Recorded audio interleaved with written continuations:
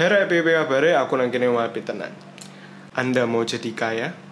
Anda datang ke video yang tepat. Tenang. Pada kali ini aku nggak akan bikin tutorial ngepet atau tutorial nyopet ya. Tonton aja video ini sampai habis. Oh ya, silakan subscribe kalau misalnya suka dengan konten-konten yang ada di channel Si Jo Tahu ini. Dan subscribe itu merupakan salah satu bentuk dukungan agar channel ini semakin maju.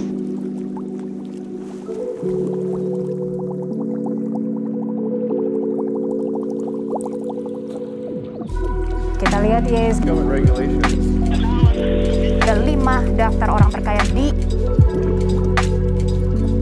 Masih banyak orang yang percaya atau mengira bahwa menjadi kaya, kita itu harus menjadi orang yang ahli. Kita harus bersekolah setinggi mungkin, atau kita harus bersekolah atau mengambil jurusan yang berhubungan dengan finansial atau keuangan atau ekonomi. Nyatanya, keuangan itu sangat bergantung dengan psikologi dari tiap individu. Keuangan adalah salah satu bidang di mana orang yang ahli atau orang yang expert sekalipun bisa melakukan kesalahan dan kalah dari orang biasa, tetapi memiliki psikologi keuangan yang lebih baik. Sehingga menjadi kaya itu bukan urusan nanti atau urusan ya udahlah itu urusan tahun-tahun ke depan. Tapi kita bisa belajar atau membangun kebiasaan yang baik untuk menjadi kaya mulai dari sekarang juga. Nah, pada video kali ini aku akan menjabarkan dan menjelaskan 3 poin yang aku suka dari buku Morgan Housel yang berjudul The Psychology of Money. Semua bisa kaya.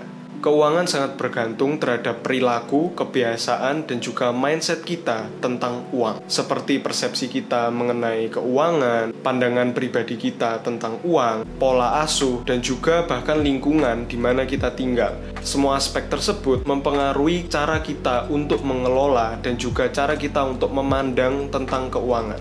Contoh kasus di kehidupan nyata adalah Ronald Reagan. Ronald Reagan adalah seorang janitor yang bekerja di sebuah pom bensin, dan hingga akhir hayatnya ia terus bekerja di pom bensin itu di Amerika Serikat. Dan pada saat dia meninggal, dia bisa mewariskan uang hingga 8 juta US dollar. Dan aku pribadi ketika membaca cerita ini tuh kayak, ini beneran nggak sih? Atau ini film? Karena beneran ada gitu loh di dunia nyata, seorang janitor dengan tidak merendahkan pekerjaan manapun ya logika aja lah. Ya mustahil kan dia bisa meninggalkan uang hingga 8 juta US dollar. Dan ternyata yang menjadi kunci kenapa Ronald Reagan bisa menjadi sekaya itu adalah konsistensi, tingkat tabungan yang tinggi, dan juga dia memahami dan mempelajari instrumen investasi yang ia pilih. Dan dia paling banyak menginvestasikan uangnya pada saham-saham yang dia sendiri tuh paham saham-saham apa yang ia investasikan. Paradoks mobil mewah.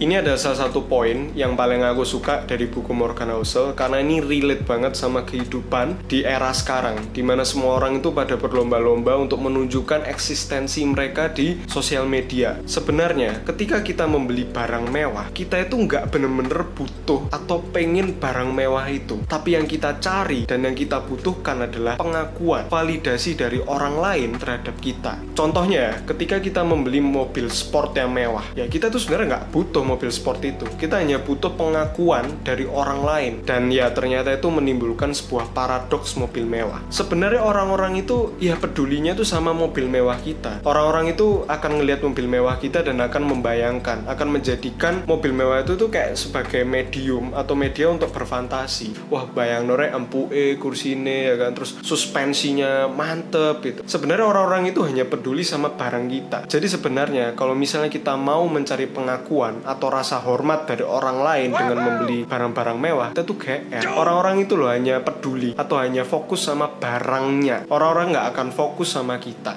Punya rasa cukup. Cukup bukan berarti kekurangan. Dalam hidup ini, kita tuh harus punya rem. Tahu waktu yang tepat untuk berhenti. Rasa cukup bukan berarti menyerah, penakut, dan juga nggak berani ambil risiko.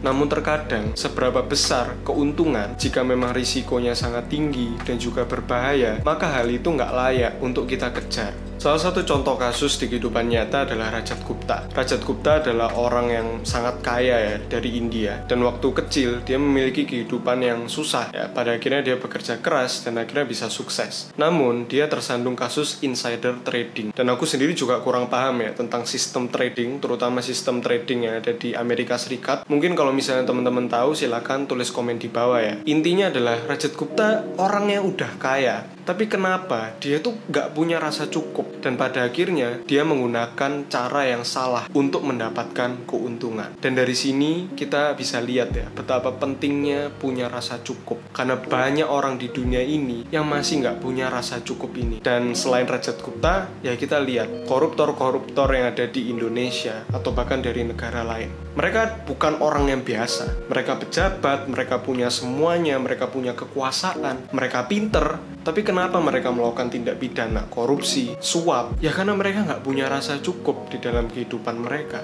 Karena rasa cukup bukan berarti kekurangan. Itu adalah rem yang mahal. Rem yang bisa menghindarkan kita dari malapetaka yang bisa merugikan kita, keluarga kita, orang-orang terdekat kita, bahkan mungkin merugikan orang-orang di satu negara. Oke, jadi buku Morgan Housel, The Psychology of Money ini bukan buku yang menunjukkan kiat atau rahasia untuk bisa sukses dalam investasi atau trading dan lain-lain. Tapi buku ini memberikan kita suatu pemahaman bahwa ternyata finansial atau keuangan sangat dipengaruhi oleh psikologi kita.